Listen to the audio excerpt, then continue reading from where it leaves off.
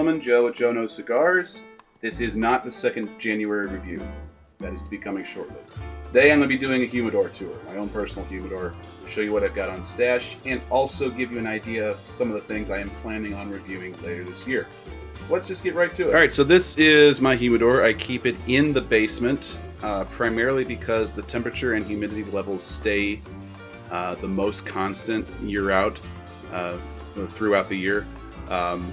In the summertime, it never really gets above 70 degrees, and in the wintertime, it never really gets below 60 degrees, so it's kind of ideal. There's really no other place in my house, given the extreme temperature variations in my hometown, which is St. Louis.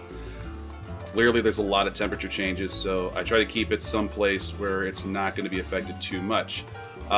So it's a nice little cabinet humidor. It's not the largest as they come, but I got it on firstclasshumidors.com. Really great price. I highly recommend checking it out. They've got a really nice selection of products. It came with the built-in analog hydrometer, and then 3 of the larger Oasis humidifiers that you have to fill manually and keep checking on, but they work pretty well. So let's go ahead and see what I've got in store. It's a 3-shelf humidor that also has a drawer, which I'll get to momentarily. Okay, so we've got a couple of things here on the first shelf. A lot of Gurkhas up here from my early days of cigar smoking. Some Gurkha triple Ligeros, a Gurkha Warlord that probably came in like a brown bag sampler. A Gurkha Archive, which are actually a very good product by Gurkha. It's got great draw and great dark flavors. I think I also have a Governor, I think in here, yeah. Governor Private blend, yeah. This is another pretty good one by Gurkha. A lot better than, say, like the Beast or the Titan or Warlord, which are all kind of run-of-the-mill, full-bodied cigars that don't have a whole lot of interest, but this one has a little bit more depth to it. And then we've got quite a few punches. We've got 3 of these Gran Puros left. Have not reviewed that. I might be reviewing that one.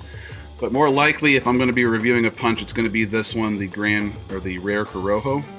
This is a really, really good flavored medium, I guess mild medium cigar. Great performance, great draw, and really incredible flavor dynamics. So I'll be looking forward to reviewing that one. I also have a bunch still of these Sosas in Bellicoso. They are a discontinued cigar. They are no longer being made. I cannot remember the name of the cigar label that had bought them out, but they are no longer going to be making these. I want to say, and don't quote me on this, I think it's AJ Fernandez bought out Sosa, but I could be wrong. Moving on, we've got a couple still of these Rocky Patel vintage 1999s in Connecticut, Churchill size. These are a pretty good mild cigar. I also have one left of the Monte Cristo White series, and the very first cigar I ever reviewed on the Jonose Cigar channel was the Grand Habano Vintage 2002. Still have one. Have not gotten around to smoking it. Also have a bunch of the Drew Estate Shade Grown in tubos. I've got a few of these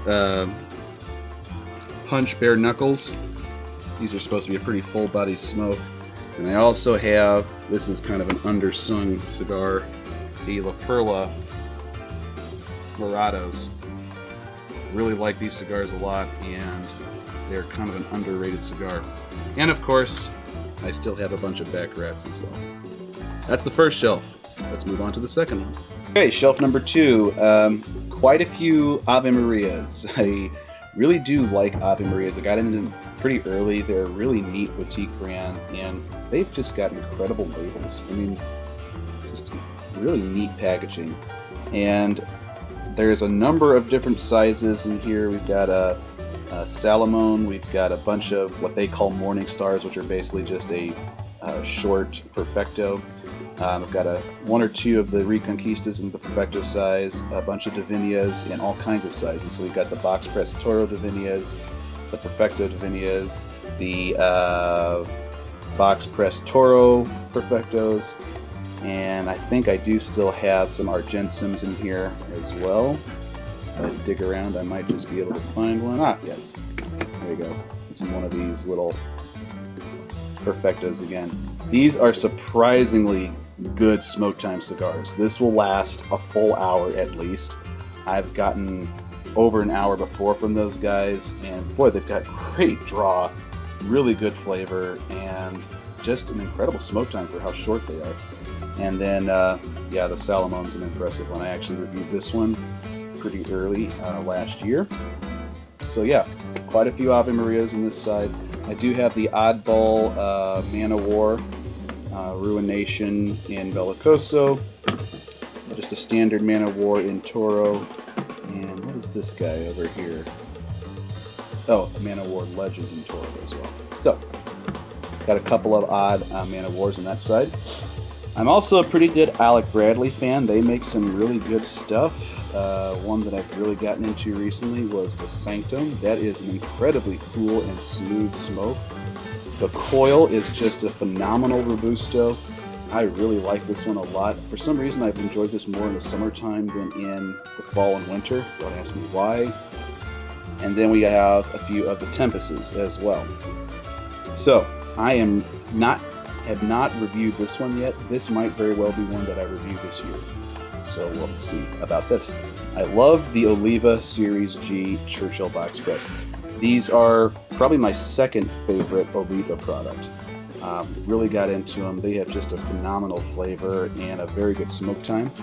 And then of course we have the Torano Exodus 1959. I have reviewed this one, and I still have about, what, 5 of those left in there. Okay, that is shelf number 2. Let's go on to the bottom shelf.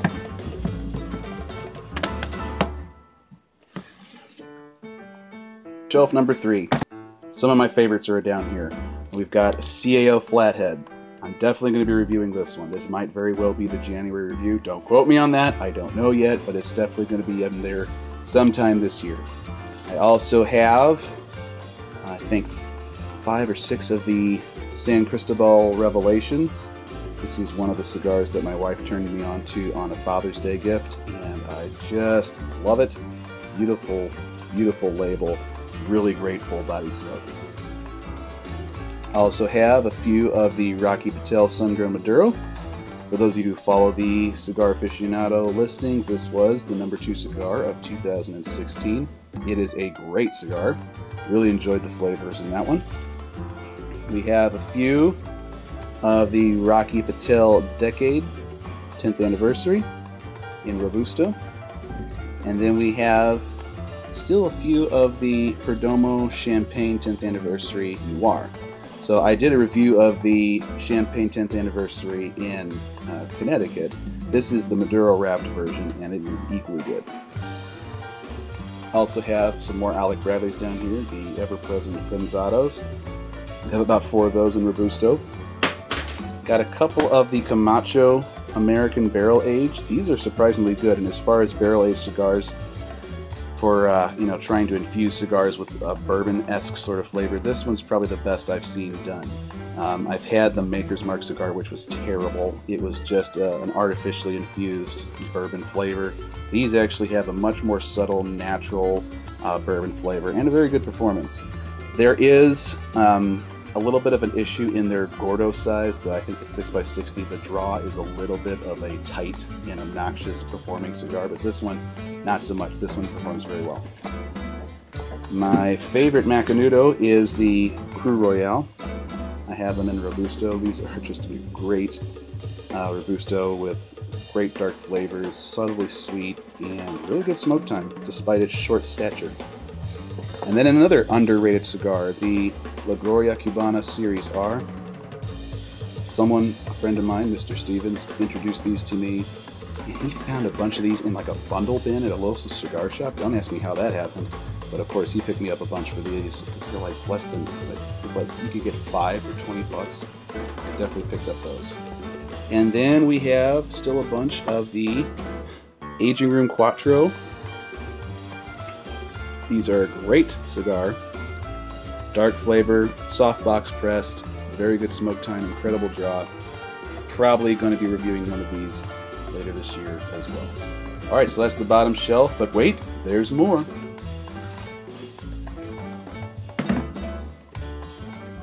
That's right, there is a drawer in this cabinet as well. and this is where I keep the most premium cigars that I hold in my inventory. So we've got, let's see, a Drew Estate Norteño. We've got the Perez Carrillo La Historia, another one that my wife introduced to me. We've got a Jaime Garcia Reserva Especial, which is a product of the My Father Cigar Company. Also from that same line, we have the Don Pepin Garcia, which I reviewed back in December. We've got the Crowned Head La Creme, which is definitely going to be reviewed this year. This is, wow, what a smooth, full-bodied cigar. I've never had one this full-body and this smooth at the same time. And a retrohale that virtually is completely without any stinging or burning at all. I'm not sure how that's possible, but it is. I'll be looking for that review later this year. Got a few Ashtons in here. Got the Ashton Cabinet. Got an Ashton Heritage. Got an Ashton, Georgia Standard, 898, handmade in Connecticut. What else do we got in here? Oh yeah, we've got a My Father Le Bijou 1922. Looking forward to that one. I'm a little low on Padrones right now. The only Padrone I have in my possession right now is the just the handmade here, which is don't knock it. It's a great cigar, but I don't have any of the anniversary series or the 1926 or 64 series, unfortunately. I have a Leaf by Oscar. Now this isn't what I call a super premium, but it's so unique I just kept it in the bottom drawer. Same with let's see. Same with this guy. I have one more of the A10 Barber Pole. It stands out so much I kept it in a separate drawer. And then this is a new one that I was just introduced to, the Wise Man. I'm really looking forward to seeing what this one's all about. The guy at the cigar shop told me you'll never find a more smooth, full-bodied cigar. Okay, that's a tall order. I'm looking forward to it. Of course, I have a lot of the full size of the Reconquistas. Got a box of those. This is kind of an interesting image. This is the box that the Reconquistas came in. Short segue, sorry. I just thought this is, look how big this thing is. It's wider than my humidor cabinet. And this is what they came in. They had their own individual coffins.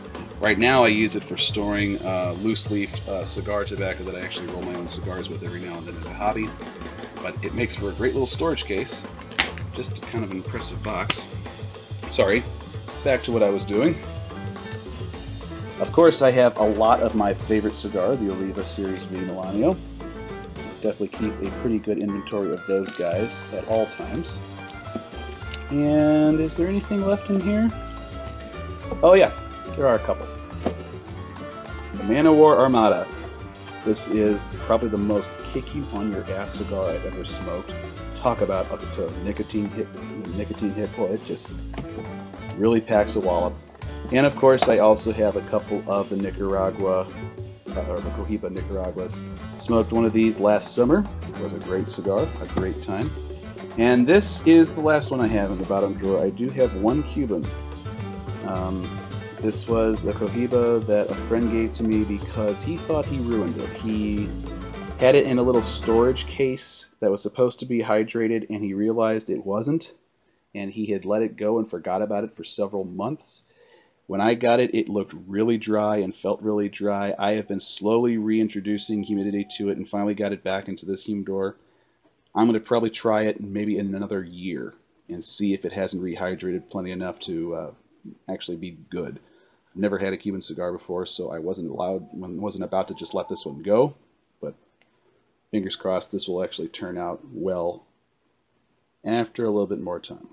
For joining me for the Humidor tour for Jonose Cigars. Until the next review from Jonose, smoke a good one, everybody.